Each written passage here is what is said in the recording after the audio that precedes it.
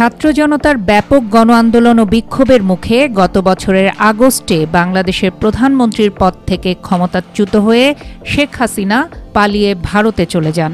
এরপর থেকে হাসিনা সেখানেই অবস্থান করছেন। অন্যদিকে দেশ ছেড়ে পালানোর পর হাসিনার বিরুদ্ধে হত্যা, মানবতা বিরোধী অপরাধ ও দুর্নীতির অভিযোগে অনেক মামলা ও বিচারিক কার্যক্রম শুরু হয়েছে। আদালত থেকে জারি করা হয়েছে গ্রেপ্তারি পরোয়ানাও। এমন অবস্থায় হাসিনাকে বিচারের মুখোমুখি করতে তাকে ফেরত চেয়েছে বাংলাদেশ ও ভারতের মধ্যে প্রত্যর্পণ চুক্তি রয়েছে, কিন্তু প্রত্যর্পণের জটিল সমীকরণে শেখ হাসিনাকে ফেরত পাঠাতে ভারত রাজি হবে কিনা সেই প্রশ্ন সামনে আসছে। বাংলাদেশের পক্ষ থেকে শেখ হাসিনাকে প্রত্যর্পণের ওই দাবিটি গত বছরের ডিসেম্বরের শেষের দিকে মৌখিক মাধ্যমে ভারতকে জানানো হয়েছিল, যদিও ভারত তার উত্তর এখনো দেয়নি।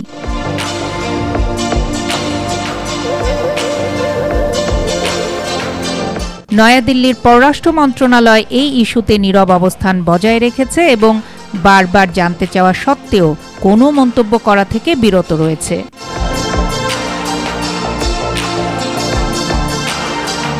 ভারত এবং বাংলাদেশ 2013 সালে একটি প্রত্যর্পণ চুক্তি স্বাক্ষর করে। পরে 2016 সালে চুক্তিটিতে সংশোধন করা হয় যাতে দুই দেশের মধ্যে পলাতক বন্দী ও আসামিদের বিনিময় আরও সহজ এবং দ্রুত হয়।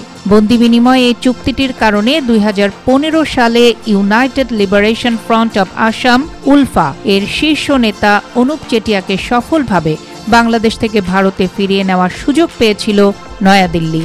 এরপরেও ওই একই সুবিধা ভারত নিয়েছে বেশ কয়েকবার। চুক্তি অনুযায়ী ভারত ও বাংলাদেশের এমন ব্যক্তিদের একে অপরের কাছে প্রত্যর্পণ করার কথা যাদের বিরুদ্ধে মামলা করা হয়েছে বা যাদের বিরুদ্ধে অভিযোগ করা হয়েছে বা দোষী সাব্যস্ত হয়েছে, অথবা অনুরোধ করা দেশের একটি আদালতের মাধ্যমে প্রত্যর্পণযোগ্য অপরাধ করার জন্য তারা ওই আসামিকে ফিরিয়ে নিতে চাইছে। যদিও 2013 সালে স্বাক্ষরিত প্রত্যর্পণ চুক্তির অধীনে হাসিনার প্রত্যাবর্তন চাওয়ার অধিকার বাংলাদেশের রয়েছে, তারপরও এই চুক্তিতে ভূ রাজনৈতিক এবং কূটনৈতিক প্রভাবগুলো বেশ জটিলভাবেই রয়ে গেছে। ভারত যদি হাসিনাকে প্রত্যর্পণ করতে রাজি হয়, তবে ভারত বাংলাদেশ প্রত্যর্পণ চুক্তির চিঠি এবং আন্তর্জাতিক কূটনীতির কঠোর বাস্তবতা উভয়ের সাপেক্ষে এই প্রক্রিয়াটি বেশ কয়েকটি পদক্ষেপের মাধ্যমে হবে। বিশ্লেষকরা বলছেন, বাংলাদেশ ভারতের কাছে হাসিনাকে আনুষ্ঠানিকভাবে প্রত্যর্পণের অনুরোধ জমা দিয়েছে এবং এর মাধ্যমে প্রক্রিয়া শুরু হয়েছে। এই অনুরোধটিতে অবশ্যই হাসিনার বিরুদ্ধে অভিযোগের বিশদ বিবরণ দিতে হবে এবং বিচারিক আদেশ, গ্রেপ্তারি পরোয়ানা এবং অন্যান্য প্রমাণপত্র সহ সহায়ক অন্য সব নথির শক্তিশালী সংগ্রহ এতে থাকতে হবে।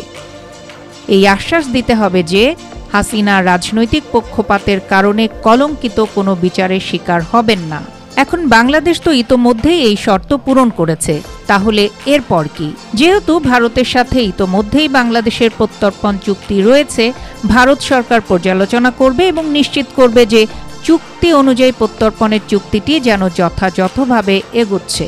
এই পর্যালোচনা প্রক্রিয়াটি নির্ধারণ করবে হাসিনার বিরুদ্ধে আনা অভিযোগগুলো উভয় দেশে ফৌজদারি অপরাধ হিসেবে আইনত স্বীকৃত কিনা। বিশ্লেষকরা মনে করছেন, রাজনৈতিক নেতারা প্রায় নির্দিষ্ট দায়মুক্তি এবং সুরক্ষা পেয়ে থাকেন, আর সাবেক একজন প্রধানমন্ত্রীর প্রত্যর্পণ আরও জটিল। এমনকি মানবাধিকার সংস্থাগুলো এসব যুক্তিতে হস্তক্ষেপ করতে পারে যে শেখ হাসিনা বাংলাদেশে অন্যায় আচরণ বা সম্ভাব্য ক্ষতির সম্মুখীন হতে পারেন, যা বিষয়টিকে আন্তর্জাতিক আইনি চ্যালেঞ্জের দিকে নিয়ে যেতে পারে। এছাড়া শেখ হাসিনা নিজেই বাংলাদেশে নিপীড়নের দাবি করে ভারতে আশ্রয় চাইতে পারেন, যা প্রত্যর্পণ প্রক্রিয়াকে আরও জটিল করে তুলবে।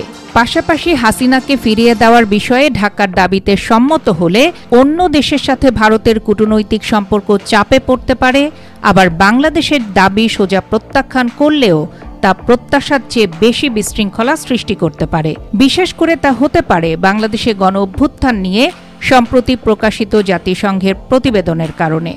ঠিক এই কারণেই মুখে কুলু পেটেছে দিল্লি, থাকছে নীরব। এখন ভারতের জন্য হাসিনার প্রত্যর্পণের বিষয়ে সবচেয়ে সম্ভাব্য ভালো বিকল্প হচ্ছে অপেক্ষা করি, দেখি না কি হয়।